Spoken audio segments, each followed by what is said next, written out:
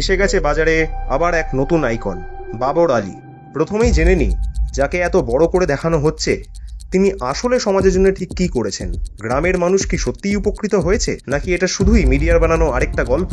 বাবর আলীর যে স্কুলকে আন্তর্জাতিক পর্যায়ে তুলে ধরা হয়েছে বলে দাবি করা হয়, সেটা কি আসলেই কোনো স্কুল, নাকি স্থানীয়দের কথা মতো এটা শুধুই একটা ব্যক্তিগত টিউশন সেন্টার? স্থানীয়রা বলেন পরিদর্শনের সময় নাকি অন্য স্কুল থেকে ছাত্র ধরে নিয়ে আসা হয় যাতে ফান্ডিংয়ে টান না পড়ে। তারপর ধরুন, এই উদ্যোগের শুরুতে যারা ছিল আজ কোথায়? কেন একজনকে আইকন বানিয়ে বাকিদের মুছে দেওয়া হলো?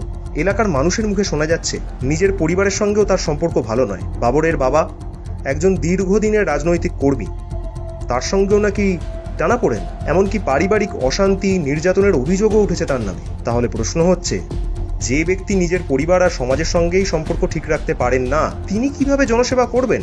নিজের গ্রামবাসীদের বিরুদ্ধে মিথ্যে মামলার অভিযোগের বিষয় বা উনি কি সাফাই দেবেন? যে নাকি গ্রামের সাধারণ ছেলে, তার সঙ্গে দেখা করতে গেলে বছরের পর বছর ধরে অ্যাপয়েন্টমেন্টের অপেক্ষা করতে হয় কেন? এটাই কি একজন জননেতার পরিচয়? এই প্রশ্নগুলো আমাদের ভাবতে বাধ্য করে, তিনি কি আসলেই একজন জননেতা, আইকন, নাকি মুখোশের আড়ালে একজন স্বার্থান্বেষী প্রচারলোভী মানুষ ছাড়া তিনি আর কিছুই নন? প্রশ্ন করুন, সত্য জানুন।